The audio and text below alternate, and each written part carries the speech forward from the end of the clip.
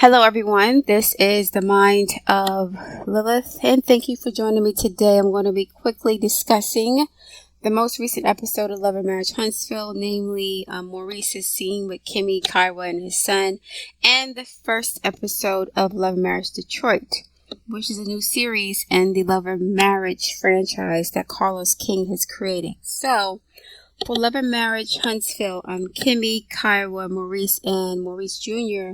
have a meeting because Maurice Jr. is having a difficult time fulfilling his responsibilities as a young adult. He's not doing his chores. He's slacking off in school. He seems to be emotionally dejected or depressed. He's isolating himself in his room. He's not speaking to anybody. He seems to be going through a lot that he's not discussing. And Maurice wanted Kiuwah to come down to Huntsville to speak to Kimmie and him about how to co-parent in this situation. So from what I gather in the conversation, it looks like Maurice wants Kimmie to be the mommy and Kiuwah to be the daddy, while he gets to delegate and be the manager of both of these women because he's the man. I think that Maurice did not give himself enough time to adjust to being a father, just like he's not giving his son, Maurice Jr., enough time to adjust to being in Huntsville, miles away from his mother, living with a stepmother in a whole new home, new city, new friends, new school, new environment, new responsibilities. Everything is different. And, Maurice is not taking that into account. And he's expecting his son to adjust to being in the situation, just like he kind of forced himself to adjust to being a father, even though he begged his ex-wife to allow him to have custody. I don't think that Maurice appreciated how difficult or challenging it was to be a full-time parent because he had not been a full-time parent to his son during or after his marriage to Kiuwah. I honestly think that Maurice treated his wife Kiuwah the same way he's treated Kimmie. Kimmie does all the housework. I wouldn't be surprised if, Kiuwah was doing all the housework too. The cooking, the cleaning, spending time with the child, taking the child to work or school, whatever. I would not be surprised if Kiuwah was bearing the brunt of the parenting responsibility. So, when Monster came of age, or when Maurice Jr. came of age, Maurice thought that it would just be as easy as it was when he was married to Kiuwah. Just give everything to Kimmie, just as he had probably given everything to Kiuwah when he was married. And so he assumed that raising his son would be as easy as it was when he was married to his ex-wife. And Kiuwah admitted that she did everything for her son, like most mothers do for their children, like Melody was doing for their children when she was married to Martell. Most mothers take on the responsibility of being the full-time mother, housewife, and we are contributing 50% to the household financially. And this is why many women are saying F marriage, because these men are pretty much allowed to have everything they want at a discounted price. They get the wife, they get the kids, they get the family, they get the maid, right? They get everything they want for 50% off. And then they still want to cheat and be abusive at the same time. It don't work that way. And that's why many women of all races are divorcing American men. Okay? So, when Kimmie and Kiuwah and Maurice were having a conversation, Maurice Jr. looked depressed. He looked like he was afraid to speak. To be honest, it looked like he wanted to crawl into a hole and disappear because, he didn't want to be interrogated by his mother, his father, or his stepmother. I'm not saying that Kiuwah and Kimmie were interrogating him, but Maurice seemed to be a bit impatient. He was like, asking him why wasn't he doing good in school? Why isn't he doing his chores? And Kimmie low-key spilled the tea when she said that if she saw you doing certain things around the house, then maybe he would do it too.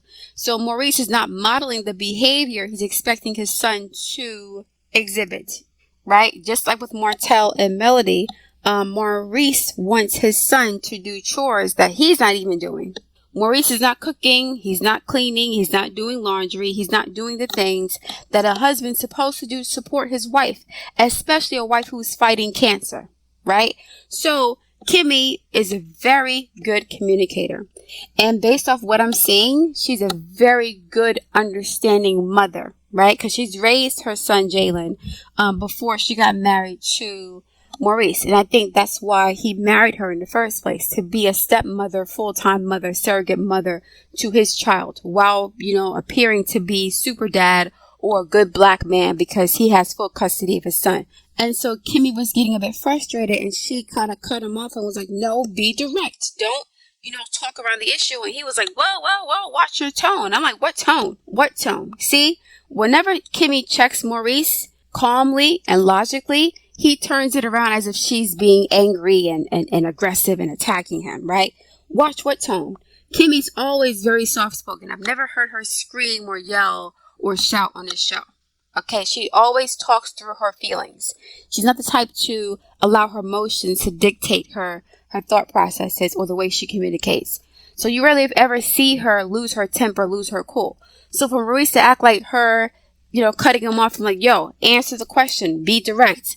Whoa, watch your tone. What tone? She wasn't doing anything. Maurice is a marble-headed gaslighter, okay? Again, I think he wanted Kiuwah to be the daddy figure and Kimmie to be the mommy figure, which is why he's trying to broker a closer relationship between Kimmie and Kiuwah. And Kimmie, understandably, is not comfortable with Maurice trying to do this. And it's not because she doesn't like Kiuwah.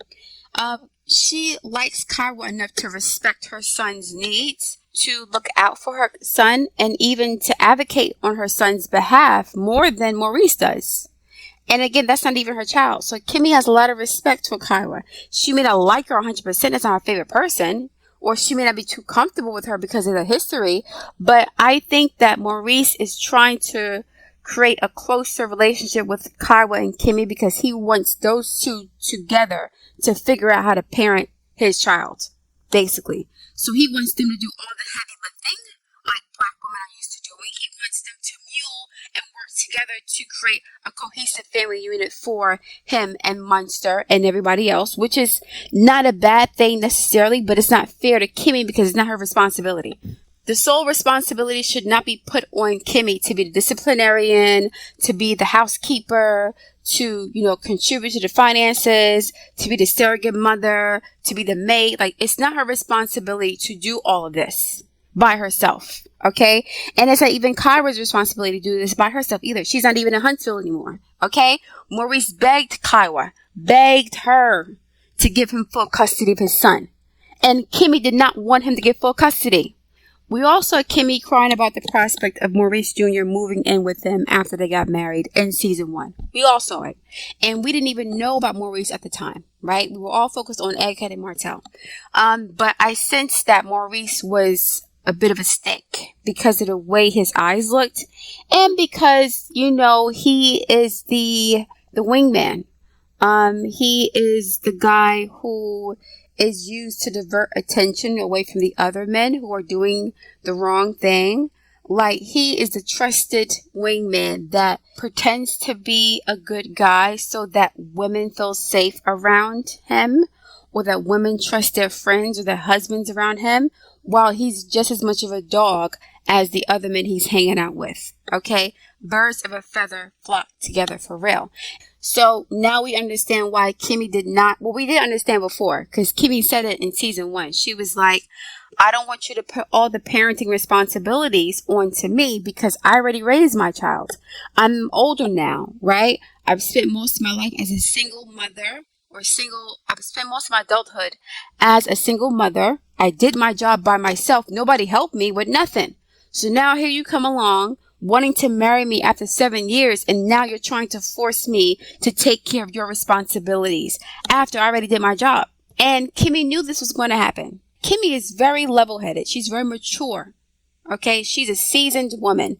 To get an older woman to cry the way she did when she found out that Maurice was trying to get custody of Munster, or his son, Maurice Jr., to me meant that there was a lot of emotional turmoil within her. And she was very fearful that things would end up the way that they are right now. Her doing the bulk of the work, even as she's sick and still trying to sexually please her husband, who doesn't know how to raise his child and doesn't seem to want to learn how to do this.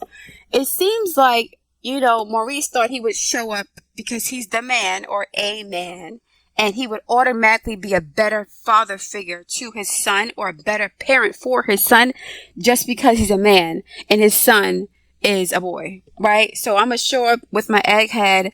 I have a law degree. My wife is successful. She's stable. I'm just going to show up as the man and then be a better parent than the woman who's been doing everything by herself, for herself, and our child for the past 7, 8, 9 years. A lot of men like Martell and Maurice underestimate how much work it takes to be a mother, a wife, a housekeeper, and a full-time employee.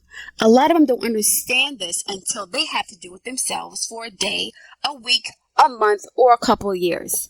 This is why I said, men who are allergic to marriage all of a sudden become marriage-minded when they're when they're the primary caregivers of their children, when they're single fathers. Now they want to get married, right? When they're not single fathers, because the mom is dead or, there's a divorce, when they're not single parents who have primary custody of the children, these men will wait 7, 14, 21, 28 years to get married. Maurice waited 7 years to marry Kimmie, from what I remember. I could be wrong. But he waited 7 years to marry Kimmie and only married her after it was time for him to get custody of Munster. He even told her, you already knew that I wanted custody of my child when he turned 13 years old because I'm the man, right? So he ended up marrying her as soon as it was his time to take his child. I peeped that from season 1. And that's why Kimmie was crying. So, at some point in the scene, Kiuwah and her son, Munster, Maurice Jr., are having dinner at a restaurant. And he seems to be a whole different person. He's smiling. He seems more comfortable, more relaxed. His mother is asking him, do you want me to come by more often? I'm not sure how long it takes to get from Detroit to Alabama Pontiac, Michigan to Huntsville by plane. It could take a couple hours. I don't know if she wants to move to, Huntsville or close by. I thought they were discussing that before. But for her to even try to accommodate her son to this extent proves how much she loves him more than Maurice. Okay?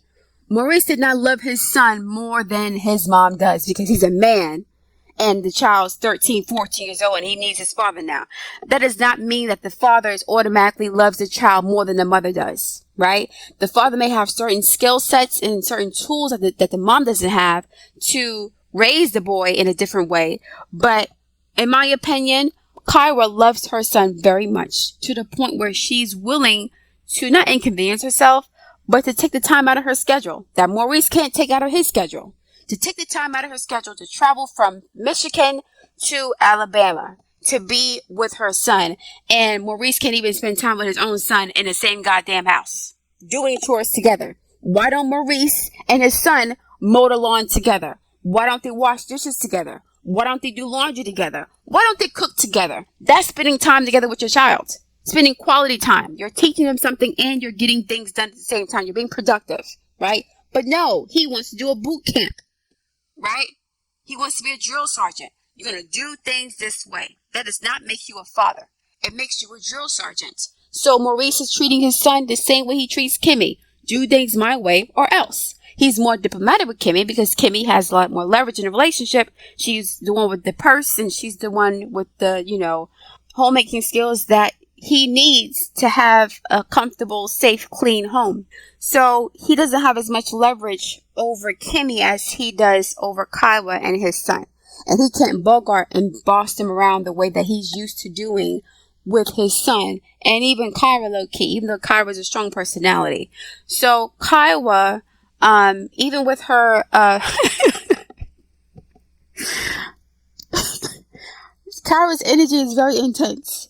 She seems like a no-nonsense person, okay?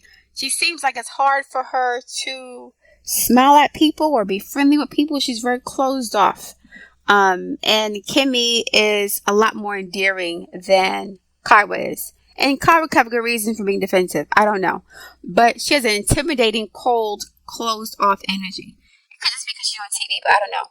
But yeah, Maurice tried to act like the reason why Kimmie wasn't 100% on board with all of them going to counseling together and her being close to Kiuwah because she's still not over the past rather than Kimmie being smart enough to see that Maurice wants her and Kiuwah to be closer together because it makes it easier for him to be a hands-off parent. So if Kimmie and Kiuwah have it all together, they don't have to call me for anything. All I have to do is show up, eat dinner, and then lay pipe, okay? And then play daddy when I feel like it. Kimmie and Kiuwah are my linebackers who will do everything that I need them to do because they're strong black women. And I love strong black women because them being strong and black women, allows me to not have to do as much work as a man. Okay, but I still want the power and the prestige and the respect of being a man and the man. I still want to be submitted to, but I don't want the responsibilities that come along with being a leader. Okay, that's for Kimmie and my ex-wife to manage, right? So Maurice is trying to manipulate Kimmie into becoming sister wives in a sense with Kiuwah so that he doesn't have to do as much work. Okay, but in all fairness, Maurice needs to give himself time to learn how to be a better parent. Yes, it's been a couple of years, but Kimmie's a good mother and a good wife. Why don't you listen to your wife more? Why don't you follow her suggestions? Why not model good behavior by doing some of the housework that you want your son to do with him? Do it with him, not for him, right? Don't force him to do it by himself. Do those things with him. And maybe then he'll feel like you're all a family unit. It seems like, again, Maurice Jr. is isolating himself. He doesn't feel like Kimmie is his mother. Okay? So there's an emotional connection missing. It's not because Kimmie did anything wrong. It's just the fact that his father's not even filling that void either. So there's no parents around him like that. Kimmie can only do so much as a stepmother. And to make things more challenging, she's a stepmother of a teenager, not a toddler, a 2, 3, 4, 5, 6, 7-year-old child who sees everybody as their mother, right? At this point, Maurice Jr.'s identity has been developed to an extent where he knows who his mommy is, okay? And Kimmie is not his mother. He's going to feel some kind of way. So now I'm living in a new city, in a new home, with my father who I've been estranged from for years and his new wife. And they're giving me chores that I've never had to do. And if I don't do that, I'm being punished. And no one's asking me about how I feel about my mother, about my friends, and back in, in Michigan, my home. No one's asking about that. Maurice doesn't care about that. All he cared about was getting what he wanted, which was custody of his son because he thought he knew what was best for his son. That would be the case if Maurice knew how to be a good father. And he does not at this point. He has to learn how to do that. If Maurice Jr. is not willing to learn how to be a good father for his son needs to go back to live with his mother in Michigan. Period. All right, now on to Love and Marriage Detroit. So the couples on this show are very attractive, as are the couples on all of the shows in this franchise. And even though they're all attractive and their stories seem cool and everything, after the first few minutes of watching all their introductions, the first thing I said was, how long will it take for these women to start fighting with each other over bullshit? How long will it take for us to find out that somebody's cheating, right?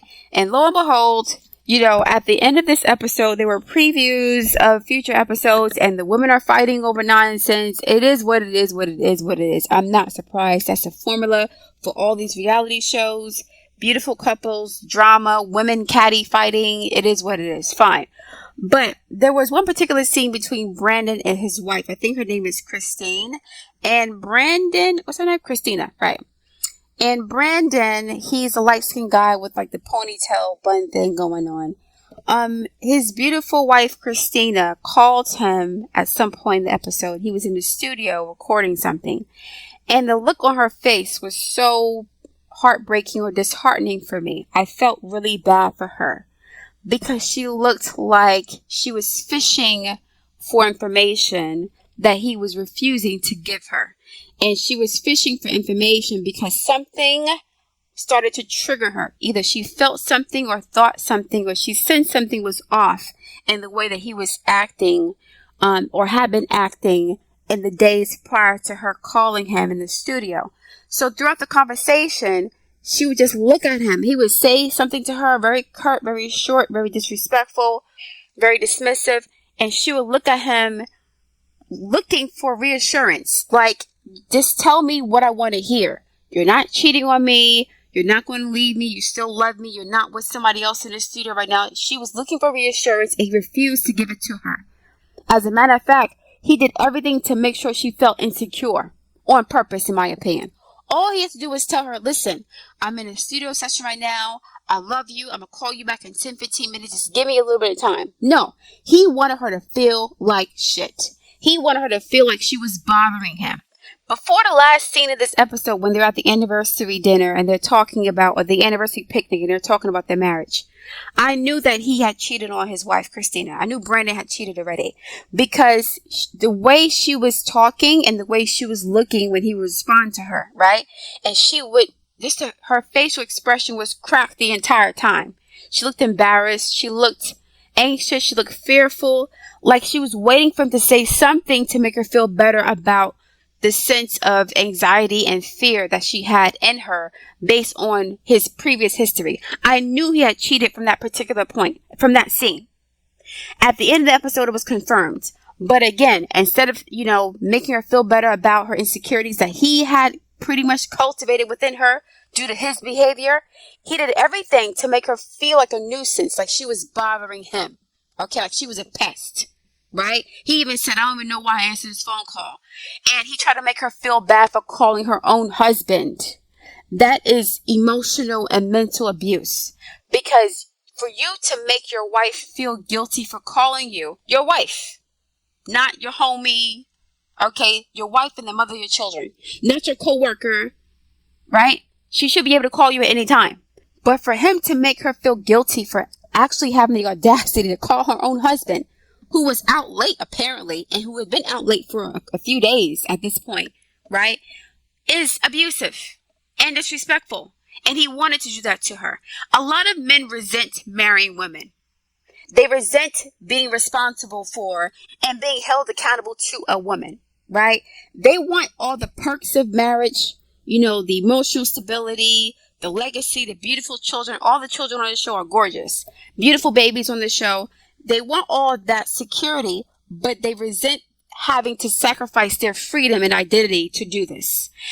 And so at the end of the episode, at this picnic, Anthony, the dark-skinned guy, was talking about how he felt like Brandon was supposed to be next up if he hadn't gotten married. He was implying that, or he was insinuating that Brandon would have been further in his career if he didn't have responsibilities to a family and a wife. And I can sense some of that bitter resentment coming off of Brandon during his interactions with his wife over the phone. Like, just, you're bothering me, you're pestering me, you're the reason why I'm not where I want to be.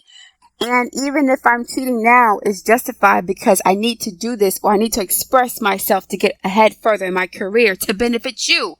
So I need to do me and cheat on you and disrespect you to help you out financially. If I'm a successful cheater, you'll still be happy because, the money's coming in. The fame is coming in, right? And so he's willing to sacrifice his wife's well-being and her mental health and her emotional health for the sake of pursuing his dreams, which is, pursuing your dreams is fine. That's not a bad thing, but not at the expense of your family, okay? But this is why there is a First Wives Club.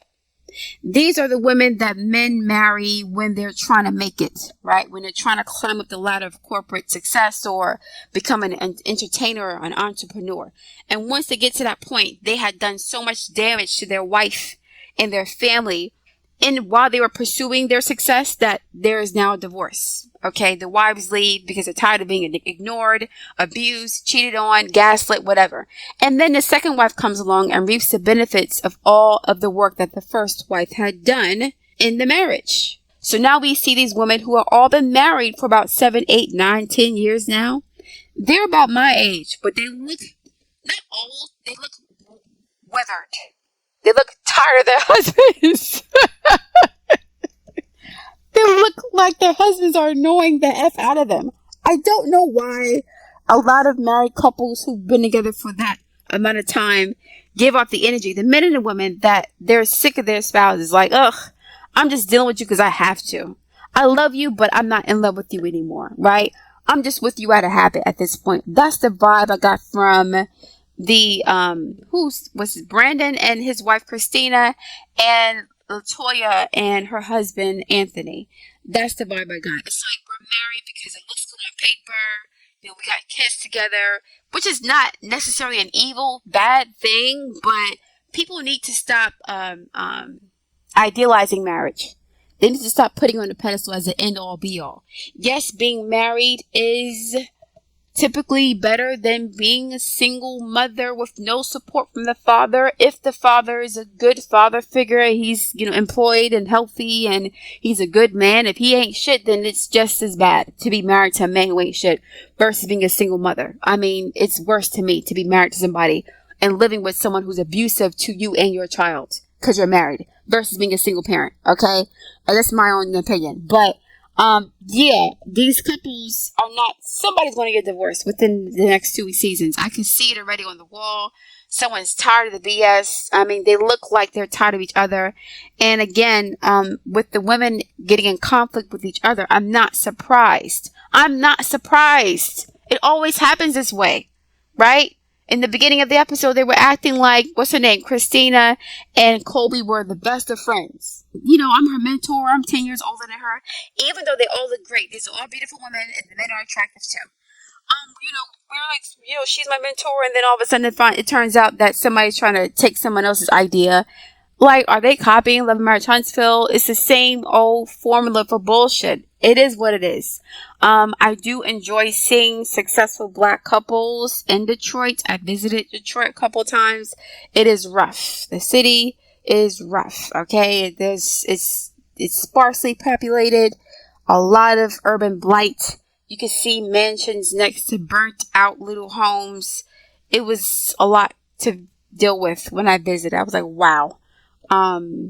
It's rough. But when cities are in decay or decline to that extent, it's a ripe opportunity for investors and developers and gentrifiers to move in. So if you want to buy property, one of the best places to get property is in Detroit, to be honest. And I'm happy that Carlos is highlighting this particular city because there's a lot of culture in this city.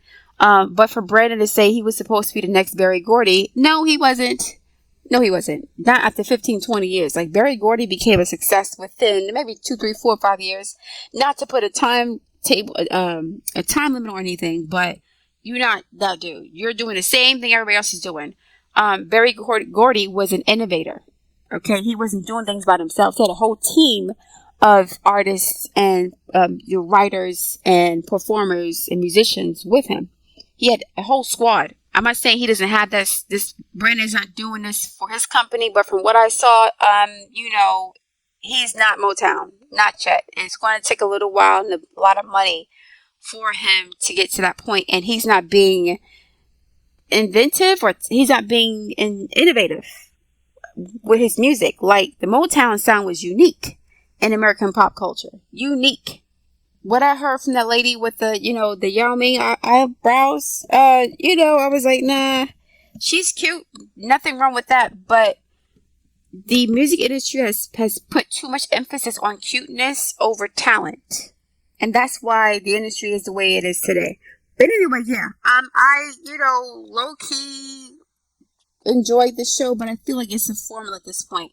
Love Marriage Huntsville kind of set the blueprint. The show blew up relatively quickly on an not obscure, but in a network that's not known for reality TV, VH1 and BET maybe. And what other network is known for reality TV? Bravo. And another network is known for reality TV. I forgot. MTV, I don't know. I don't watch too much of it. But OWN was not really known for that. And so Carlos King did something really good with Love and Marriage Huntsville. He's trying to repeat that same process using the same formula. It may or may not work. And I'm not sure if I'll be reviewing the show in the future. I'm not sure. We'll see how much time I have. But back to the show, Brandon's wife, Christina, to be crying and to be triggered by the fact that he has this new artist that he signed and he didn't tell his wife about it. It shows that she hasn't healed yet. And, apparently Brandon didn't tell his homie, Anthony, that he's a cheater, right? Anthony's acting like, oh, your wife is holding you back without understanding the sacrifices his wife had to make sure that her husband was doing his own thing, including taking him back after he had an emotional affair on her. He more than likely cheated with her too sexually. Men, emotional affair, my ass. Okay? I might say he did for sure, but listen, a man's emotions come after the penis gets out, in my opinion. Okay? The emotions come, after their sexual needs are being met. They usually don't get attached to women emotionally unless sexually there's some sort of compatibility. I'm not saying it's always the case, but an emotional affair is a lot more difficult to deal with than a physical one for many women. And that is one of the reasons why Melody had to divorce Martell, because he had emotional and physical connection with another woman. That's too much to work through. And so she left rightfully.